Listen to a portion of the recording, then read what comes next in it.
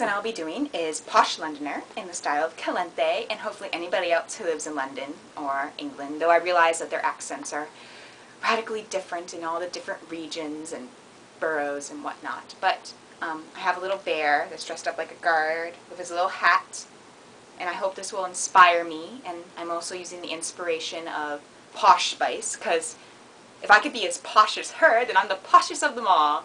And I hope this distresses you, Calente, because I really think that you need to just calm down. Everything's going to be alright. I have all faith in you, and I don't have a faith in lots of things, but one of them is you. Oh, and I'm going to read T.S. Eliot, because I know that you adore him. And I'm reading The Wasteland, because it's a really famous poem. I have a sexy little passage. She turns and looks a moment in the glass, hardly aware of her departed lover. Her brain allows one half-formed thought to pass. Well, now that's done, and I'm glad it's over.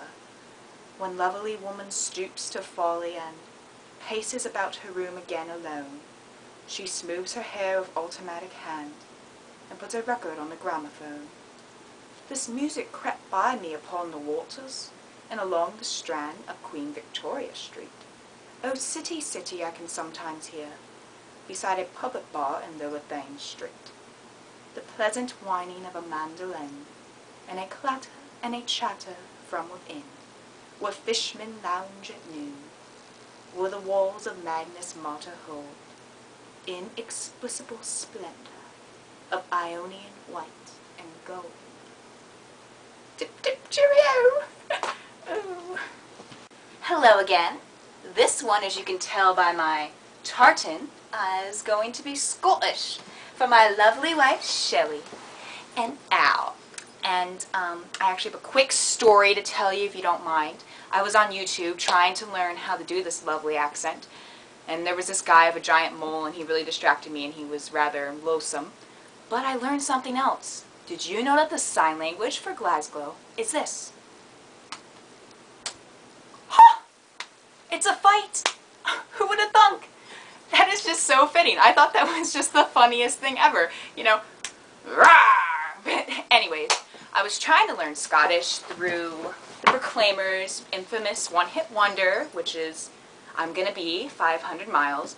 But then Al had to inform me that that's not even how Scottish people really sound, and I just wasted a whole day yelling random parts of that song at people while I was running for practice. So instead I'm going to attempt my terrible Scottish accent on a medical text, just like Al did. And the only medical texts that I own are sex therapy books, so this should be really exciting.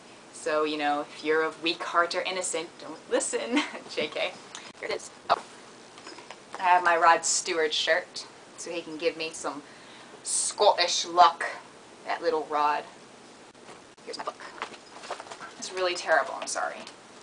Treatments for sexual dysfunctions. The last 30 years have brought major changes in the treatment of sexual dysfunctions. For the first half of the 20th century, the leading approach was long-term psychodynamic therapy.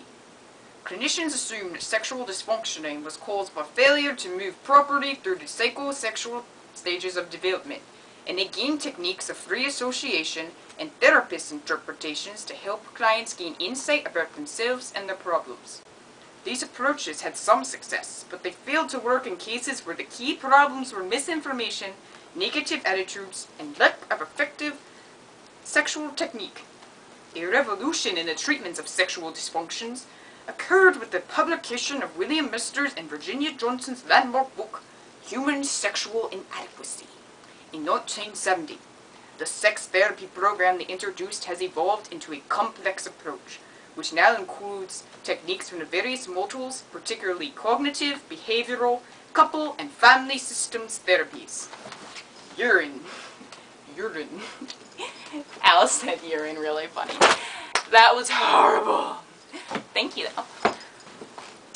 This is my Flight of my Conchords poster, Flight of the Conchords, that Haley Von Cannon gave me like 2 years ago, and it still isn't on my wall, and it's in this giant frickin' frame. And I want it right there, but that is not the point of this section. The point of this section is lovely New Zealandish, spoken by Kate Ferry and sometimes Kiera. but this was a very difficult one for me because New Zealandish has been told to be a carefully modulated murmur. Really? So I just watched a lot of Flight of the Conchords to try and learn this very difficult accent. And I learned some cool tips, like they don't say milk, they say milk, like for you. And they say fish and chops for dinner. But the problem is, whenever I try to sound New Zealandish, I have a really deep voice, kind of like I did with the Scottish. But I have some really cool phrases here that this lady taught me online. Tale of the kit who seat on the mitt. And then here's another one, which normally goes in English. Hit me with your rhythm stick. Hit me slowly, hit me quick, which sounds kind of dirty, so I wrote it down. But I wrote it down phonetically in New Zealandish, and it goes, hit me with your rhythm stick. Hit me slowly, hit me quick. And then another way is, they don't say imagine, they say a midgeon. A midgeon-ness. And they don't say cricket, they say crocket. And they don't say bugger, bigger, they say bugger. That's not really what Brett, Britt, and Jermaine sounded like. They sounded much sexier. So I'm like, oh, I should just do one of Jermaine's little speeches. And in the racism episode, I was really inspired by his person speech. So I'm going to try to say that in New Zealand accent. I'm a person. Britt's a person. You're a person. That person over there is a person. And each person deserves to be treated like a person. I think that's just beautiful. I love Flight of the Conchords. Hello.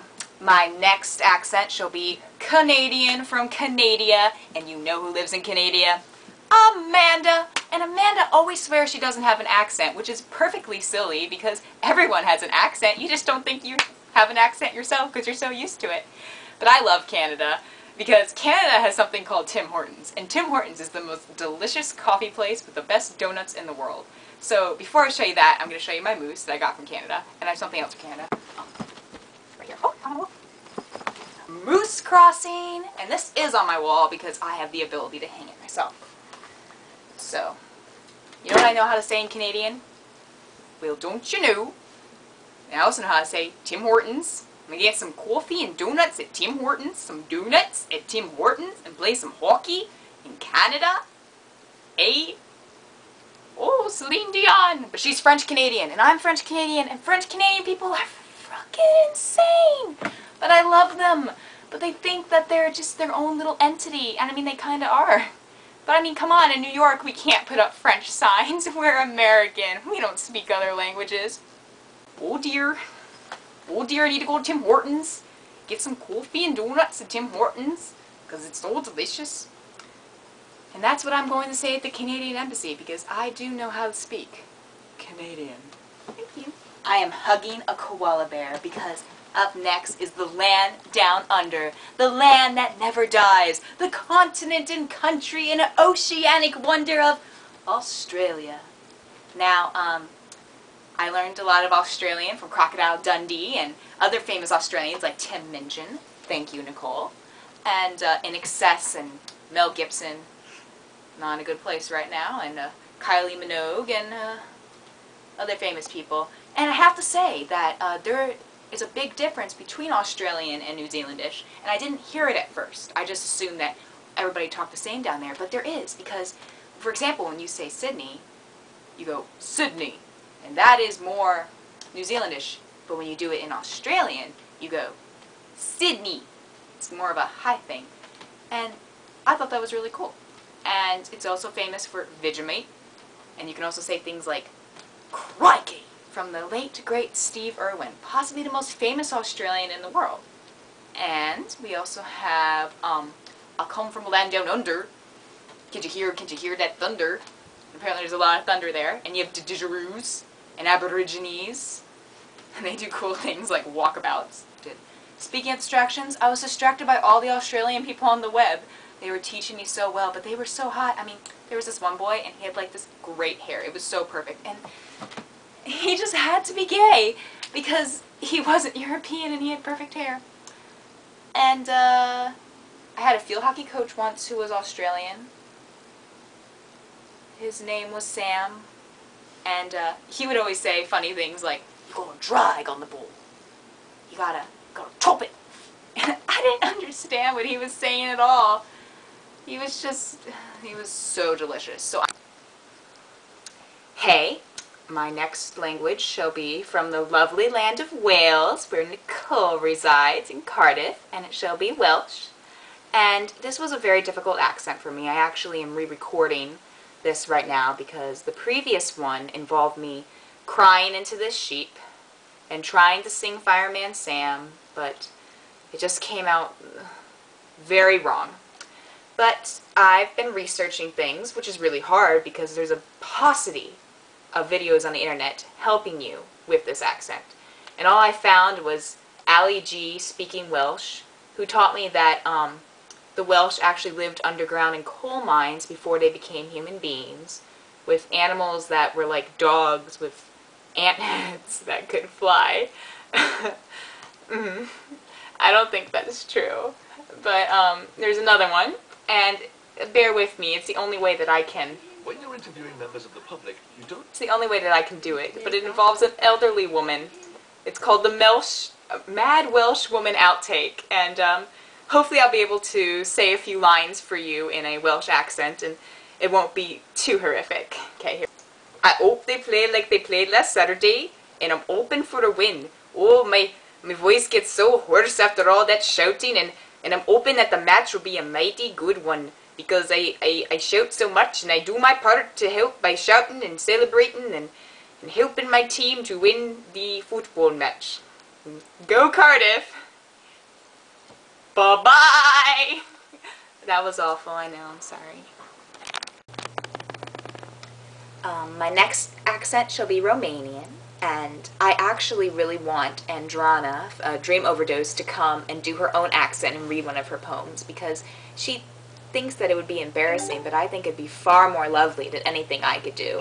I mean, I'm probably just going to butcher this. And I actually chose to read one of your poems, so she's an amazing poet. Her poems are absolutely delightful, but in my voice it will be anything but. Here we go. This one's called Past Negative. Past Negative. I built myself a dollhouse over my heart. I filled it with key-turned butterflies and eyeless dolls. A camera photographs the negatives. See this white spot? It's me. Look, if I rewind quickly, the spot moves, like a mirror image. Once I thought dolls had hearts on the right side. That was terrible, but thank you. Now, America has a lot of different accents. The accent that I have is kind of this mid-east coast, not as, it's not a southern one, even though I live in the south. Now, if you go past the Occoquan, you'll start sounding like Luke does. You start getting those southern hick accents. I'm kidding, Luke sounds gorgeous. But down in Georgia, they have an adorable accent, which is this nice little Georgian drawl. And it just really brings you in if you're a little southern belle, you know? Because you could be like, "Oh, Humphrey, I just want to go on that midnight train to Georgia and get me some peaches and get past this antebellum South because it's just so darn romantic." And sometimes, I'm not going to do Icelandish, I'm not going to do some Norse because I'm not a Viking, I'm not a vicious person, but I think Ian should definitely come on and show us some of his abilities. I think that would be absolutely splendid. And we have some French. Oh, here's what I was talking about, Al. His name's not Rimbaud. Rimbaud. That's what everyone thinks. Oh, Rimbaud. He's French, so it's Rimbo. Rambo, if you say it really fast. It almost sounds like Rambo, but it's not an A, it's Rimbo. Because in the Patti Smith song, she originally thought that the name was Rimbaud back when she was uneducated in New Jersey, where Bruce Springsteen is from. But it's not. It's go Rimbo, go Rimbo, go Rimbo, and go Johnny go. And that's how I remember it. And this is the end of the film. And that was really butchering it, but hopefully it de-stressed Calente. Either that or she wasted many minutes of her life watching me.